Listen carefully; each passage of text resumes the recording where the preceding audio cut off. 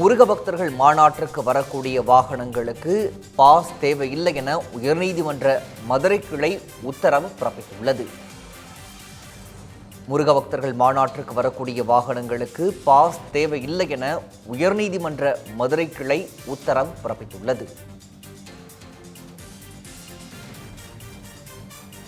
நாளை மறுநாள் மதுரை அம்மா திடலில் முருக பக்தர்கள் மாநாடானது பிரம்மாண்டமாக நடைபெற இருக்கிறது. இதையடுத்து மாநாட்டிற்கு வரக்கூடிய வாகனங்களுக்கு பாஸ் தேவையில்லை என உயர்நீதிமன்ற மதுரை கிளை உத்தரவு பிறப்பித்துள்ளது.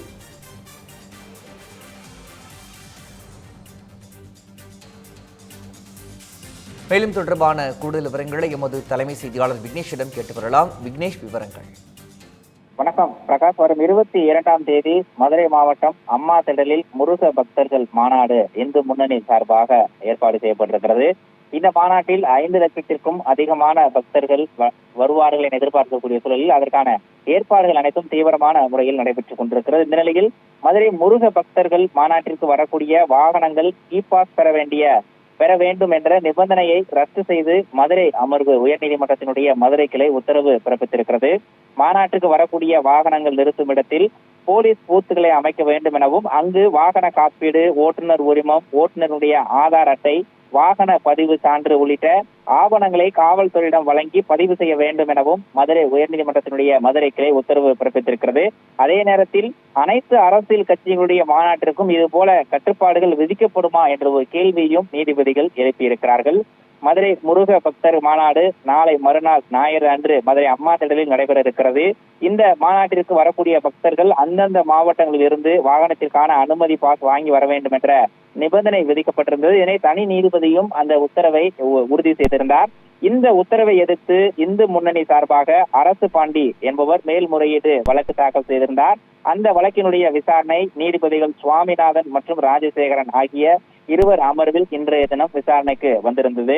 இந்து முன்னணி தரப்பில் ஆஜரான வழக்கறிஞர் வாகனத்தில் வரக்கூடியவர்கள் முறையான வாகன அனுமதி பாஸ் இருந்தால் மட்டுமே மதுரை மாவட்டத்திற்குள் அனுமதிக்கப்படுவார்கள் என மதுரை அண்ணா நகர் காவல்துறையினுடைய உதவி ஆணையர் உத்தரவு பிறப்பித்திருப்பதாகவும், இந்த உத்தரவு பிறப்பிப்பதற்கு அவருக்கு அதிகாரம் இல்லை எனவும், அரசியல் கட்சிகளுக்கு இது போன்ற எந்த விதமான கட்டுப்பாடுகளும் விதிக்கப்படுவதில்லை என்ற ஒரு வாதத்தை முன்வைத்திருந்தார்.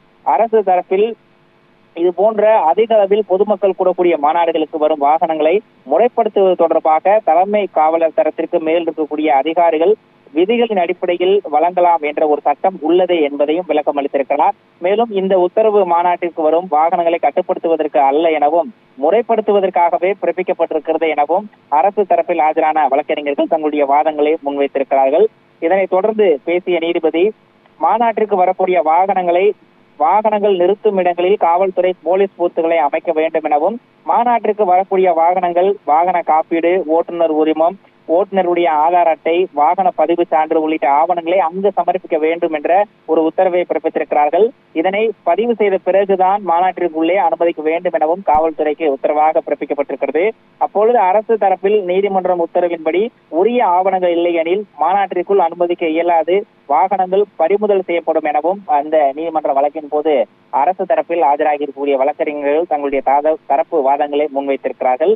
இந்த மதுரை உயர்நீதிமன்ற கிளையின் அடிப்படையில் தற்போது பிறப்பிக்கப்படக்கூடிய இந்த உத்தரவு என்பது இந்து முன்னணி நடத்தக்கூடிய முருக பக்தர்கள் மாநாட்டிற்கு வரக்கூடிய பக்தர்கள், பல்வேறு மாவட்டங்களிலிருந்து வரக்கூடிய பக்தர்கள் அவர்களுடைய வாகனங்களுக்கு இ பாஸ் பெற வேண்டிய கட்டாயம் அல்ல என்ற உத்தரவையே தெளிவுபடுத்தும் வகையில் அமைந்திருக்கிறது. அதே நேரத்தில் நீதிபதி எழுப்பியிருக்கக்கூடிய மற்றொரு கேள்வியும் கவனிக்க வேண்டியது இருக்கிறது. குறிப்பாக மாநிலத்தின் பல்வேறு பகுதிகளில் அரசியல் கட்சிகள் பொதுக்கூட்டங்கள், மாநாடுகள் உள்ளிட்ட பல்வேறு பொதுக்கூட்டங்களை நடத்தி கொண்டிருக்கின்றன. அவ்வாறு அரசியல் கட்சி நடத்தக்கூடிய மாநாட்டிற்கும் இது போன்ற கட்டுப்பாடுகள் விதிக்கப்படுமா என காவல்துறையை பார்த்து நீதிபதிகளும் காட்டமான கேள்வியையும் இந்த வழக்கினுடைய விசாரணையில் எழுப்பியிருக்கிறார்கள். பிரகாஷ்,